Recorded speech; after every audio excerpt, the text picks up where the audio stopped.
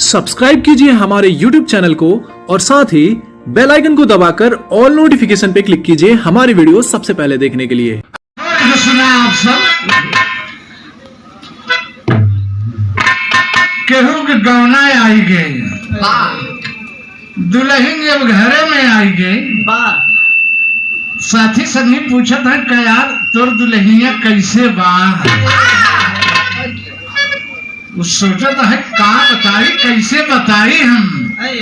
कहना यार बताओ ना, हम देखे ना ये बरतिया मनाइए रहे, अब बताओ ना कैसे आए दुल्हन। तो लजात तो बोली पड़ा, कहा बताई, कहा हाँ बताओ ना।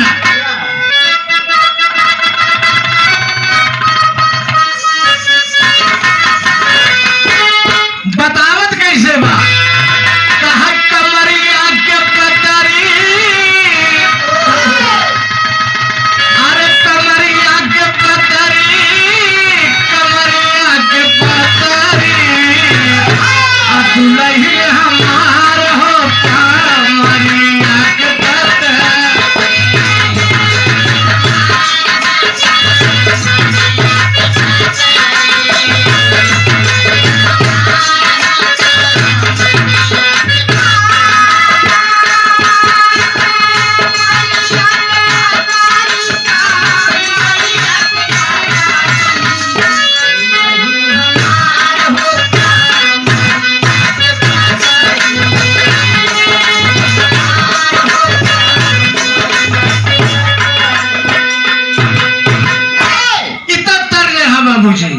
लेकिन कहना बा ठीक है बैठा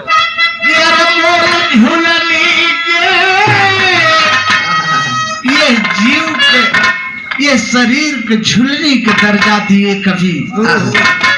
ये जीव ये झुलनी के झुलावत हो, कहूँ हाथ झुलावत बा, कहूँ गोड़ झुलावत हो, ये झुलनी का दर्जा दिए कि अरे मोल झुलनी के, मोल झुलनी के, अब बढ़िया न मोल नहीं, मोल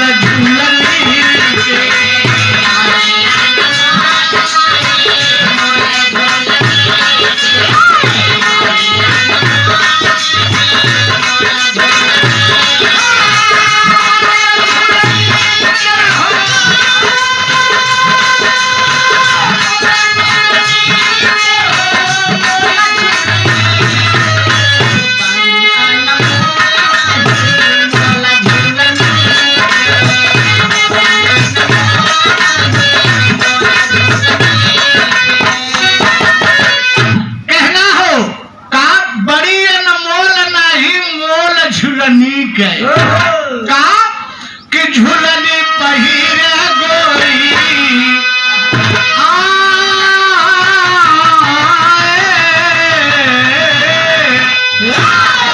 अरे हम अपन हमारे वकील साहब आए,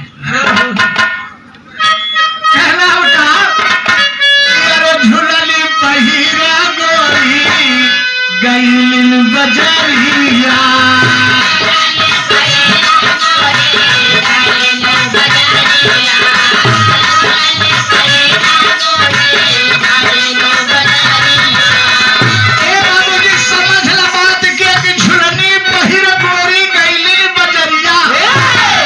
जीव जो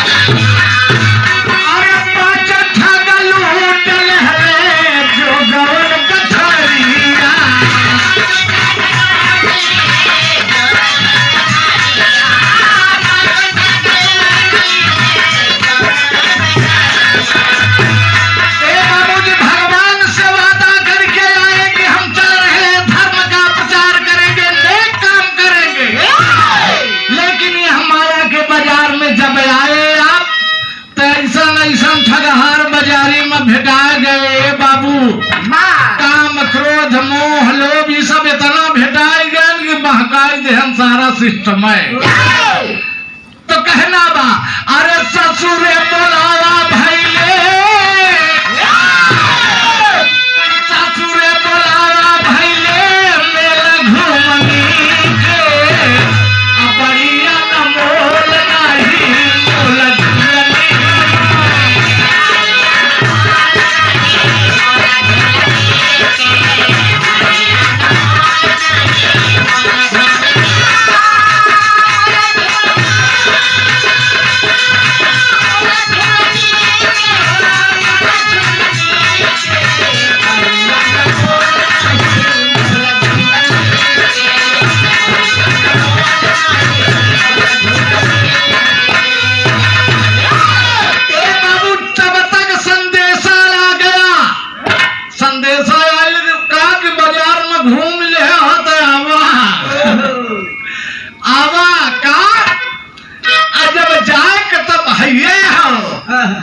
ससुर मसैया ससुर मसैया तोहरा देखी है सहुरावा।